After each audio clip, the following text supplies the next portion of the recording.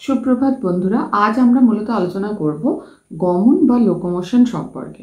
গমন কাকে বলে? যে অঙ্গ প্রত্যঙ্গ সঞ্চালনের মাধ্যমে যখন একটা জীবদেহ এক স্থান থেকে অন্য স্থানে স্থান পরিবর্তন করে বা স্থানান্তরণ ঘটে, তখন তাকেই বলা হচ্ছে গমন বা লোকোমোশন। প্রাণীদের ক্ষেত্রে সাধারণভাবে গমন বা লোকোমোশন লক্ষ্য করা যায়। বিভিন্ন প্রাণীদের কিন্তু বিভিন্ন গমন অঙ্গের সাহায্যে তারা কিন্তু গমন বা লোকোমোশন ঘটায়। যেমন প্রথমেই এককোষী প্রাণী অ্যামিবা, তার যে গমন অঙ্গ তার নাম হচ্ছে সিউডোপোডিয়া বা ক্ষণপদ। ক্ষণপদ সৃষ্টির মাধ্যমে অ্যামিবা এক স্থান থেকে অন্য স্থানে ধীরে ধীরে স্থান পরিবর্তন করে বা স্থানান্তরণ ঘটায়। এই ধরনের যে গমন তাকে বলা হয় অ্যামিবয়েড গমন। এরপরে কেঁচো, নিম্ন শ্রেণীর প্রাণী।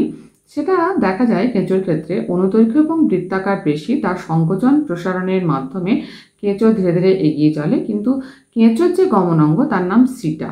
ঠিক আছে, সিটার সাহায্যে সিটা মাটিকে আঁকড়ে ধরে এবং অনুদৈর্ঘ্য এবং বৃত্তাকার পেশি সংকোচন প্রসারণের মাধ্যমে কেঁচো ধীরে ধীরে এগিয়ে যায়। এই ধরনের যে গমন তাকে বলা হয় ক্রিপিং। আরশোলা, আরশোলার ক্ষেত্রে দেখা যায় যে 3 জোড়া পা রয়েছে তার, সেই পাগুলো সন্ধিল পদ এবং 2 জোড়া ডানা রয়েছে। তার সাহায্যে আরশোলা এক স্থান থেকে অন্য স্থানে হাঁটা, দৌড়ানো বা ওড়া যে কোনোভাবেই কিন্তু স্থানান্তরণ ঘটায় বা স্থান পরিবর্তন করে বা তার গমন বা লোকোমোশন ঘটে। মানুষের ক্ষেত্রে দেখা যায় দুটো পায়ের সাহায্যে মানুষ কিন্তু এক স্থান থেকে অন্য স্থানে যেতে পারে বা তার স্থানান্তরণ ঘটে। এই ধরনের যে গমন বা লোকোমোশন তাকে বলা হয় বাইপেডাল লোকোমোশন বা দ্বিপদী গমন। তাহলে আমরা দেখতে পাচ্ছি প্রাণীদের ক্ষেত্রে প্রত্যেকটা প্রাণী কিন্তু এখানেও ব্যতিক্রম লক্ষ্য করা যায়। স্পঞ্জ হচ্ছে একটা প্রাণী যে কিন্তু এক স্থান থেকে অন্য স্থানে স্থানান্তরণ ঘটাতে পারে না। তাহলে স্পঞ্জের ক্ষেত্রে কিন্তু আমরা গমন লক্ষ্য করি না। এছাড়া বেশিরভাগ প্রাণী, সব প্রাণী বলতে গেলে স্পঞ্জ ছাড়া, তারা এক স্থান থেকে অন্য স্থানে স্থানান্তরণ ঘটাতে পারে অঙ্গ প্রত্যঙ্গ সঞ্চালনের মাধ্যমে, এবং তাকেই বলা হচ্ছে গমন বা লোকোমোশন। অপরপক্ষে দেখা যায় উদ্ভিদদের ক্ষেত্রে কিন্তু স্থান পরিবর্তন বা স্থানান্তরণ ঘটে না। আমরা জানি উদ্ভিদেরা একটা জায়গাতেই কিন্তু ধীরে ধীরে বড় হয়। তাহলে উদ্ভিদদের ক্ষেত্রে কি হয়? অঙ্গ প্রত্যঙ্গের সঞ্চালন লক্ষ্য করা যায়, কিন্তু তাদের স্থান পরিবর্তন লক্ষ্য করা যায় না। এটাকে বলা হয় মুভমেন্ট বা চলন। এখানে এই যে অঙ্গ প্রত্যঙ্গের সঞ্চালন সেটা কিন্তু বাহ্যিক বা অভ্যন্তরীণ উদ্দীপকের প্রভাবে ঘটে।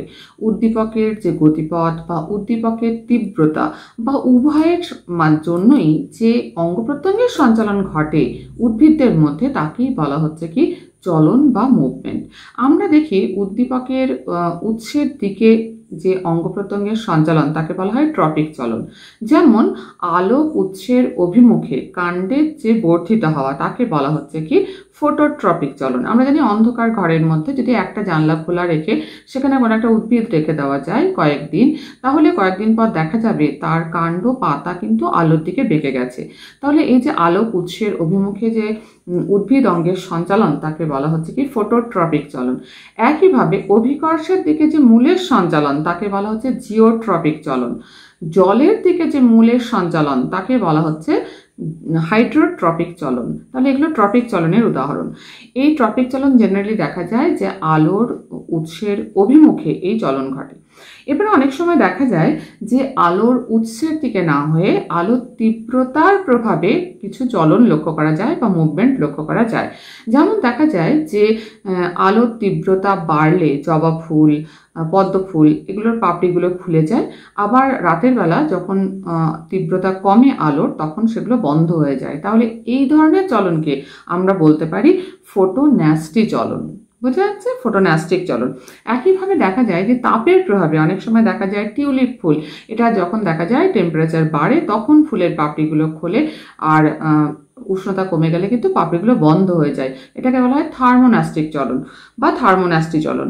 তাহলে এইরকমভাবে আমরা ন্যাস্টিক চলন দেখলাম, ট্রপিক চলন, আবার সিসমোন্যাস্টি চলন আছে, নিকটিন্যাস্টি চলন আছে। এবং উদ্ভিদের ক্ষেত্রে আরেক ধরনের চলন দেখা যায় যেটাকে বলা হচ্ছে ট্যাকটিক চলন। এখানে দেখা যায় সামগ্রিকভাবে কিন্তু কিছু কিছু উদ্ভিদ স্থান পরিবর্তন করতে পারে।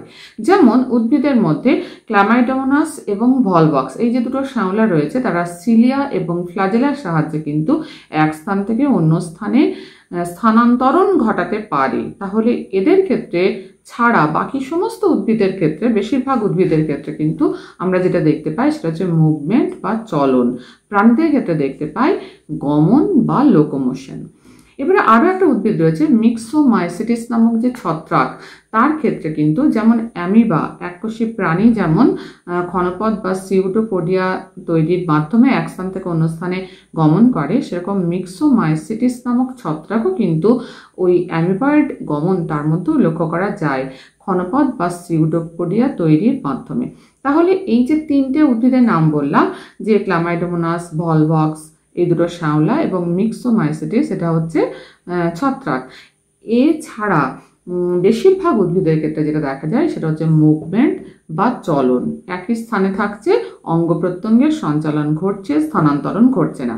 কিন্তু যখনই প্রাণী, স্পঞ্জ ছাড়া বেশিরভাগ প্রাণীদের ক্ষেত্রে আমরা দেখতে পাই অঙ্গ প্রত্যঙ্গ সঞ্চালনের মাধ্যমে এক স্থান থেকে অন্য স্থানে তারা স্থান পরিবর্তন করছে তখনই তাকে বলা হচ্ছে লোকোমোশন বা গমন। তাহলে আশা করি লোকোমোশন বা গমন কাকে বলে এবং চলন বা মুভমেন্ট কাকে বলে এই ব্যাপারটা ক্লিয়ার হলো।